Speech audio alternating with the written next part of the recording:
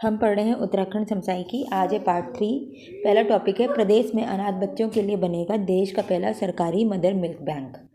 उत्तराखंड स्वास्थ्य विभाग ने राज्य में पहली सुविधा, स्वास्थ्य विभाग आगे तो कौन है? मंत्री डॉक्टर धन सिंह रावत ने राज्य में पहली सुविधा मातृ दूध बैंक स्थापित करने की योजना बनाई है। तो मातृ दूध बैंक मतलब माँ का दूध मिलेगा, ऐसे बैंक बनाने की पहल की है। तो किसने करी? कौन से विभाग ने करी है? तो विभाग है स्वास्थ्य विभाग ने। इस मिल्क बैंक के माध्यम से उन नवजात शिशुओं को दूध उपलब्ध कराया जाएगा जिनकी माँ का प्रसव के दौरान मृत्यु हो गई, मतलब जिनकी माँ नहीं है, प्रसव के कारण माँ नहीं है, तो उनको इन मिल्क बैंकों से दूध मिलेगा। यह देश का अपनी तरह का एक पहला मिल्क बैंक है। 2021 में राष्ट्रीय स्वास्थ्य मिशन की नमूना पंजीकरण प्रणाली SRS की रिपोर्ट के अनुसार 2021 की रिपोर्ट है ये राष्ट्रीय स्वास्थ्य मिशन की। उसके अकॉर्डिंग उत्तराखंड में अरुणाचल प्रदेश और मेघालय के बाद देश के 10 हिमालयी राज्यों में प्रति 1000 जीवित जन्मों पर 27 मौतों की तीसरी उच्चतम शिशु मृत्यु दर पाई गई है। तो जो 2021 की राष्ट्रीय स्वास्थ्य मिशन की जो है रिपोर्ट थी, उसके अकॉर्डिंग जो 10 हिमालयी राज्य हैं उसमें तीसरे नंबर पे है बच्चों की मृत्यु में, रैंकिंग में उत्तराखंड। कितने? 27 बच्चे। तो सबसे ज़्यादा बच्चे पहाड़ी राज्य में अरुणाचल प्रदेश में मरते हैं, फिर उसके बाद जो है मेघालय में मरते हैं। सबसे ज़्यादा अरुणाचल प्रदेश में मरते हैं, फिर मेघालय में बनते हैं और फिर उसके बाद उत्तराखंड में मरते हैं।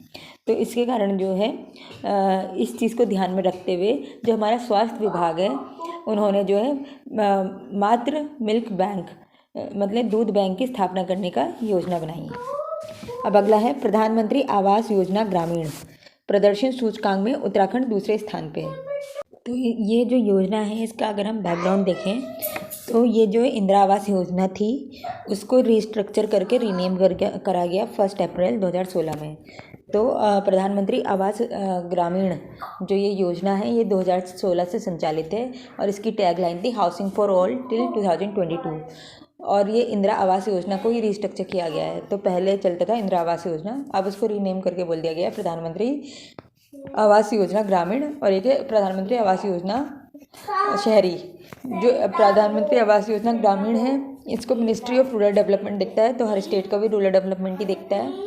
और इसमें सरकार ने जो है मदों का आवंटन कैसे कर रखा है, हम क्योंकि पहाड़ी राज्य हैं तो 90:10 के रेशियो में है, मतलब सेंट्रल जो है 90% पैसा लगाता है और जो स्टेट है वो 10% लगाता है। तो जो प्रधानमंत्री आवास योजना ग्रामीण है उसकी जो एक सूचकांक बनाई गई और देखा गया कि कौन से स्टेट में कितना वर्क हो रहा है और उसके हिसाब से उनकी मार्किंग की गई इंडेक्स के अकॉर्डिंग। तो इसमें हमारे उत्तराखंड को 2nd रैंक मिला है। और इस पर खुशी जताते हुए ग्रामीण विकास मंत्री गणेश जोशी ने कहा कि राज्य को 47,654 आवासों को बनाने का कार्य मिला था, जिसमें से 27,923 जो है बनके तैयार हो चुके हैं, लाभार्थियों को दे दिया गया है। और इसका एम क्या है? अगर हम प्रधानमंत्री आवास योजना ग्रामीण की बात करते हैं तो इसका एम है टू प्रोवाइड पक्का हाउस विद बेसिक एमिनिटी, मतलब हर एक के पास पक्का हाउस हो विद बेसिक एमिनिटी। और 25 किलोमीटर स्क्वायर तक किलोमीटर स्क्वायर जो है एरिया उस घर का होना चाहिए जहाँ पे वे रहें। पहले 20 था, 25 हो गया। तो यही है स्पेशल कुछ। अब उसके बाद है अगला टॉपिक है CM धामी ने खिलाड़ियों को खेल रत्न और प्रशिक्षकों को द्रोणाचार्य अवार्ड पुरस्कृत किया। ये बहुत इंपॉर्टेंट है क्योंकि खेल खिलाड़ी उत्तराखंड का बहुत प्रमुख विषय है। तो इसमें जो है मुख्यमंत्री पुष्कर सिंह धामी जी ने इस साल जो है खेल रत्न पुरस्कार और द्रोणाचार्य पुरस्कार दिया। और ख़ास बात यह है कि कोविड टाइम से नहीं दिया जा रहा था, तो 3 साल का पुरस्कार एक साथ दिया गया 2022 तक का, 2019-20, 21-22, 2019-20, 20-21 और 21-22। तो 2019 से नहीं दिया गया था, तो 3 साल का एक साथ दिया गया है। और इसमें जो है 3 तरह के जो है प्राइजेस अवेलेबल थे। पहला तो था कि आपका खेल रत्न पुरस्कार जो कि एकल खिलाड़ी के लिए हो गया, कोई स्पेशल परफॉर्मेंस के लिए खेल रत्न पुरस्कार। द्रोणाचार्य पुरस्कार हो गया आपके प्रशिक्षकों के लिए। और फिर एक है लाइफ टाइम अचीवमेंट अवार्ड, तो जो शायद रिटायर हो चुके होंगे उनके लिए।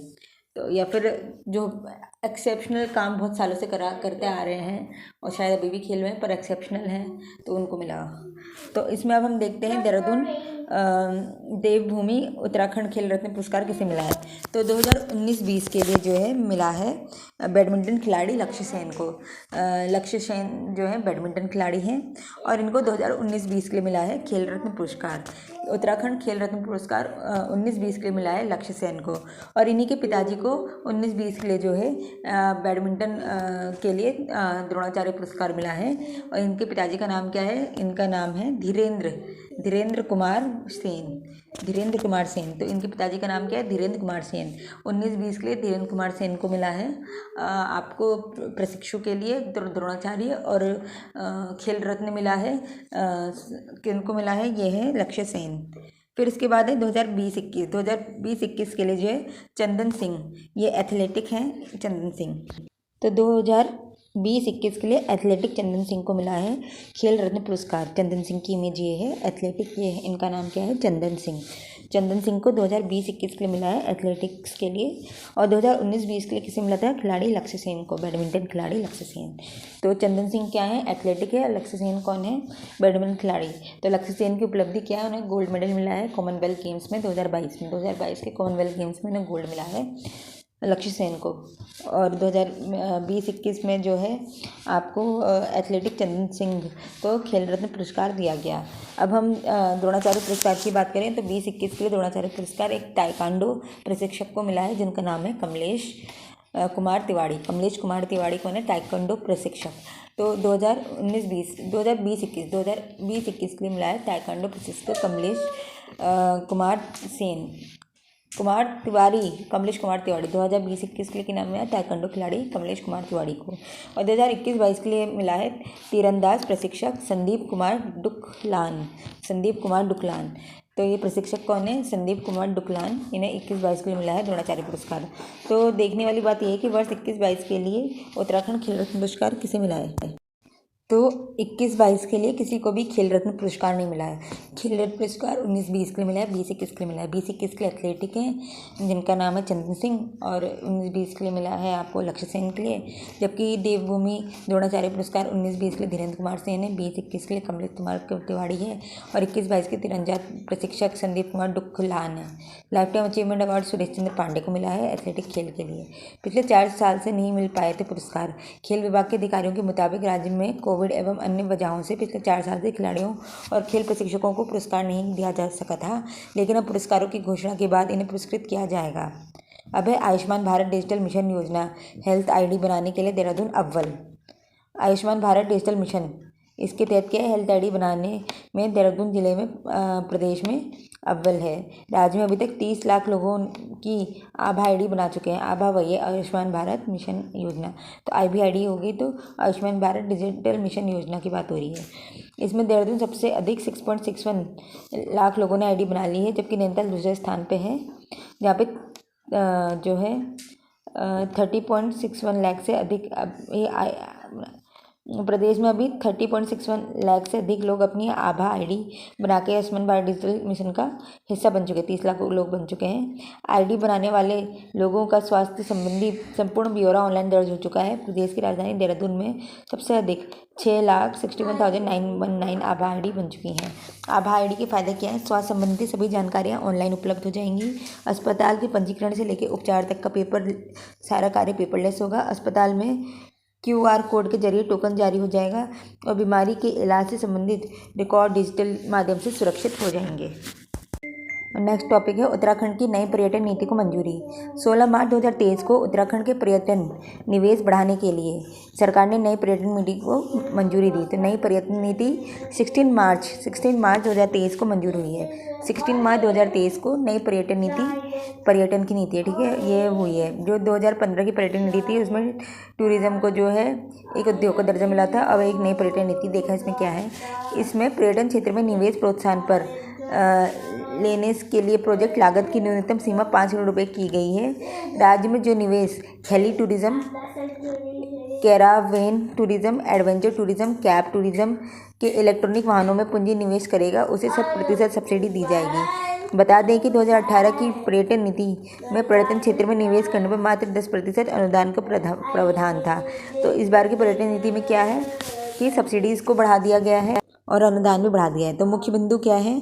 उत्तराखंड पर्यटन विकास परिषद जो कि 2001 में बना था, उत्तराखंड पर्यटन विकास परिषद द्वारा प्रथम बार 2001 में राज्य की पर्यटन नीति और उन्होंने पर्यटन नीति भी 2001 में जारी की थी प्रथम, जिसका उद्देश्य अंतर्राष्ट्रीय श्रेणी के आधारभूत ढांचा स्थापित करना और निजी क्षेत्र की भागीदारी का ढांचागत विकास में सुनिश्चित करना और नवीन पर्यटन गंतव्य स्थलों की पहचान करना था। और आज जो है नई पर्यटन नीति जो है उसमें क्या है, ईवी इलेक्ट्रॉनिक व्हीकल और इलेक्ट्रॉनिक आइटम्स और एडवेंचर आइटम्स में अगर कोई निवेश करता है तो उसको 100% सब्सिडी मिलेगी। अब नेक्स्ट टॉपिक है गोपाल दत्त को मिला राष्ट्रीय किसान पुरस्कार। तो जो गोपाल दत्त हैं he is famous as apple man, और इनको क्या मिला है? दिल्ली में राष्ट्रीय किसान पुरस्कार, वेरी इंपॉर्टेंट, राष्ट्र का किसान पुरस्कार मिला है एप्पल मैन गोपाल दत्त जी को। सेब और बेमौसमी सब्जियां उत्पादन के लिए दिए गए उल्लेखनीय योगदान के लिए उन्हें यह पुरस्कार केंद्रीय राज्य कृषि मंत्री ठीक है कैलाश चौधरी ने दिया। वो प्रति वर्ष 2015 से बिल्लेख गांव में पुश्तैनी भूमि में सेब की 12 से अधिक प्रजातियों का जैविक तकनीक के माध्यम से उगाए जा रहे हैं।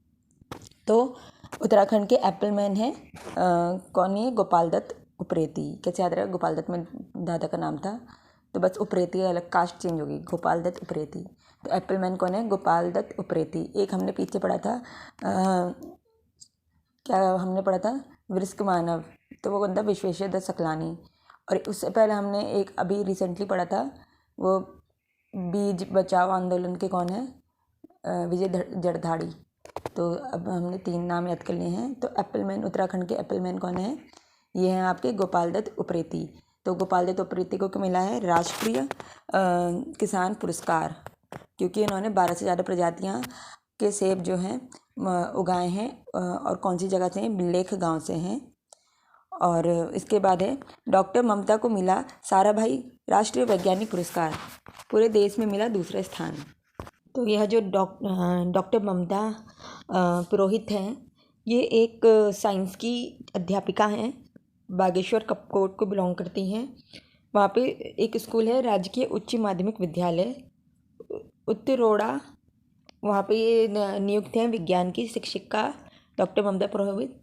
इन्होंने जो है प्रतिभाग किया था, जिसमें देश भर के 10 वैज्ञानिक टीचर्स ने भी पार्टिसिपेट किया था। तो इसमें इन्हें 2nd रैंक मिला, और इसमें इन्हें जो है 2nd रैंक मिला है। और इनको जो ये प्राइज़ दिया गया है किनके द्वारा दिया गया है? तो भारतीय राष्ट्रीय वैज्ञानिक शिक्षा परिषद के द्वारा। और प्राइज़ का नाम क्या है? साराभाई राष्ट्रीय वैज्ञानिक शिक्षक पुरस्कार। तो ये शिक्षक पुरस्कार है, वैज्ञानिक शिक्षक पुरस्कार। तो साराभाई राष्ट्रीय वैज्ञानिक शिक्षक पुरस्कार, उसमें इनको मिला है डॉक्टर ममता पुरोहित जी को 2nd प्राइज़। और उन्होंने भारतीय राष्ट्रीय वैज्ञानिक शिक्षा परिषद और रमन साइंस टेक्नोलॉजी फाउंडेशन ने संयुक्त रूप से पुरस्कार दिया है। तो ये जो पुरस्कार मिला है साराभाई राष्ट्रीय वैज्ञानिक पुरस्कार, ये जो है 2 ऑर्गेनाइजेशन ने मिलकर दिया है। एक तो है भारतीय राष्ट्रीय वैज्ञानिक शिक्षक परिषद, शिक्षक वर्ड लगाना जरूरी है क्योंकि अगर हम वैज्ञानिक परिषद करेंगे तो ये साइंटिस्ट की बात हो जाएगी, पर यहाँ हम शिक्षकों की बात करें साइंस के, तो इसलिए इनका ये है भारतीय राष्ट्रीय वैज्ञानिक शिक्षक परिषद और रमन साइंस टेक्नोलॉजी फाउंडेशन। इन दोनों ने संयुक्त रूप से जो है इनको प्राइज़ दिया है और ये 2nd आई है इसमें। अब अगला है उत्तराखंड में देश का पहला इलेक्ट्रॉनिक तीर्थ कॉरिडोर। उत्तराखंड में यह लगभग 900 किलोमीटर लंबे 4 धाम यात्रा में देश का पहला इलेक्ट्रिक तीर्थ कॉरिडोर बनाया जा रहा है। प्राइवेट इलेक्ट्रिक वाहनों के लिए हर 30 किलोमीटर पर चार्जिंग पॉइंट बनाने की सुविधा की जाएगी। राज्य के सभी गेस्ट हाउसों में भी चार्जिंग पॉइंट की सुविधा की जाएगी। इलेक्ट्रिक तीर्थ कॉरिडोर का सर्वे पूरा कर लिया गया है। ई वाहन चार्जिंग स्टेशनों के लिए जगह भी चिन्हित कर ली गई है। पर्यावरण के नुकसानों को कम करने के लिए ई वाहनों को प्रोत्साहित किया जाएगा। इस साल यात्रियों के लिए ऑनलाइन रजिस्ट्रेशन भी कंपलसरी किया गया है। तो ये क्या खास है कि उत्तराखंड का जो हमारा 4 धाम मार्ग बन रहा है उसको ई व्हीकल्स के लिए भी फ्रेंडली बनाने की प्रयासरत में है सरकार। नेक्स्ट है राज्यपाल ने किया उत्तराखंड कॉलेज एप्लीसिएशन पोर्टल का शुभारंभ। नाम क्या है इसका? समर्थ पोर्टल। तो पढ़ते हैं इसमें है क्या। उत्तराखंड के राज्य के विश्वविद्यालयों से संबंधित महाविद्यालय एवं संस्थानों की, मतलब जो विश्वविद्यालयों से एफिलिएटेड हैं, जैसे काफ़ी सारी कॉलेजेस होते हैं, बेसिक कॉलेजेस, वो बड़े कॉलेजेस से एफिलिएटेड होते हैं, मतलब वो डिग्री वहाँ से मिलती है। जैसे यहाँ पे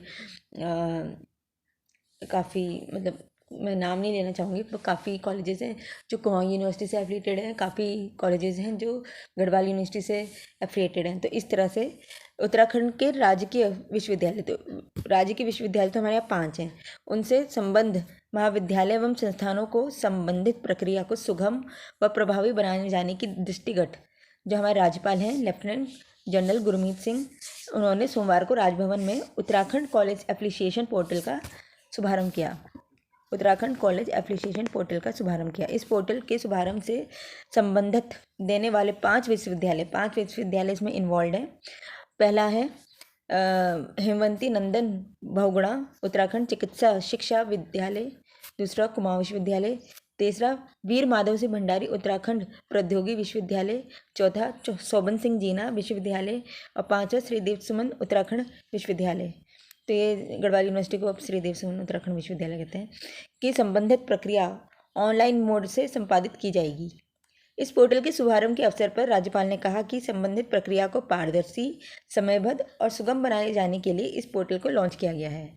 उन्होंने कहा है, इस प्रक्रिया से विश्वविद्यालय, महाविद्यालय एवं संस्थानों के अधिकारी एवं कर्मचारियों को अनावश्यक रूप से भागदौड़ से बचाया जा सकेगा और मानव श्रम की भी बचत होगी। तो ये है क्या समर्थ पोर्टल? उच्च शिक्षा विभाग के अधिकारियों के मुताबिक इस साल छात्र छात्राओं को स्नातक में दाखिले के लिए एक दूसरे कॉलेज के चक्कर नहीं लगाने पड़ेंगे। ये जो समर्थ पोर्टल है, इसके माध्यम से छात्र ऑनलाइन आवेदन करके कॉलेज का विकल्प दे सकते हैं और मेरिट के आधार पर उन्हें संबंधित कॉलेज में दाखिला मिल जाएगा। तो समर्थ पोर्टल क्या है? जो भी स्टूडेंट्स हैं जिन्हें जो है किसी कॉलेज में एडमिशन लेना है, तो वो अपने मार्क्स और सारी डिटेल्स डालेंगे साइट में और अपने प्रेफरेंसेस डालेंगे और उन्हें मेरिट के हिसाब से उनको उनका कॉलेज मिल जाएगा। तो ये है समर्थ पोर्टल। और इसी समर्थ पोर्टल में जो है 5 विद्यालयों को डाला गया है। अब अगला है हरिद्वार में पशु चिकित्सालय और आयुर्वेद पर अंतर्राष्ट्रीय आयुर्वेद सम्मेलन का उद्घाटन। हाल ही में हरिद्वार में आयुर्वेद विश्वविद्यालय के ऋषिकुल कैंपस में पशु चिकित्सा एवं आयुर्वेद विषय पर अंतर्राष्ट्रीय आयुर्वेद सम्मेलन का आयोजन किया गया। 17 मार्च से शुरू इस कार्यक्रम का उद्घाटन एनिमल हस्बेंड्री, डेयरी और फिशरी के केंद्रीय राज्य मंत्री संजीव बलियान ने किया। तो ये क्या है? हरिद्वार में पशु चिकित्सा और आयुर्वेद पे एक अंतर्राष्ट्रीय आयुर्वेद सम्मेलन हुआ, जिसे केंद्रीय राज्य मंत्री संजीव बलियान, किसने उद्घाटन किया? संजीव बलियान। ये केंद्र के राज्य मंत्री हैं, मतलब स्टेट मिनिस्टर। इसका मतलब ये है कि ये मतलब कैबिनेट के पार्ट नहीं है, मतलब उनके हेल्पर जैसे होते हैं ना। अब है उत्तराखंड रेशम उत्पादकों हेतु बीमा योजना शुरू करने वाला भारत का पहला राज्य बन गया है। प्रदेश के कृषि एवं कृषि कल्याण मंत्री गणेश जोशी, तो गणेश जोशी कौन है? उत्तराखंड के कृषि मंत्री। उत्तराखंड राज्य के रेशम कीट पालकों के लिए भारतीय कृषि बीमा कंपनी द्वारा रेशम निदेशालय उत्तराखंड के सहयोग से सरल कृषि बीमा के उद्घाटन कार्यक्रम में प्रतिभागी रेशम कीट बीमा योजना का शुभारंभ किया। रेशम कीट बीमा योजना का शुभारंभ किया। इन्होंने किसका शुभारंभ किया है? रेशम कीट बीमा योजना का शुभारंभ कौन है? गणेश जोशी। गणेश जोशी ने रेशम कीट बीमा योजना का शुभारंभ किया। रेशम कीट बीमा योजना का शुभारंभ किया। रेशम कीट बीमा योजना का शुभारंभ किया गणेश जोशी ने। गणेश जोशी ने किसका शुभारंभ किया? रेशम कीट बीमा योजना। रेशम कीट बीमा योजना का शुभारंभ किया है गणेश जोशी जी ने। प्रदेश के कृषि एवं कृषक कल्याण मंत्री हैं। तो जो यह रेशम कीट बीमा कार्यक्रम है, ये उत्तराखंड के पायलट प्रोजेक्ट के रूप में पहले तो ये लॉन्च हो रहा है। दूसरा, ये उत्तराखंड के 4 जिलों में हो रहा है, देहरादून, हरिद्वार, उधम सिंह नगर और नैनीताल, जहाँ के 5 ब्लॉक चिन्हित किए गए हैं। और 200 जो ये हैं रेशम उत्पादक कृषक, उनको यह सुविधा दी जाएगी। और इस स्कीम का नाम क्या है? रेशम कीट बीमा योजना। एक सरल कृषि बीमा योजना के सहयोग से है रेशम कीट बीमा योजना। रेशम कीट बीमा योजना। And there are 4 districts identified. वो कौन से हैं? देहरादून, हरिद्वार, उधम सिंह नगर, नैनीताल। क्या है? रेशम कीट बीमा योजना।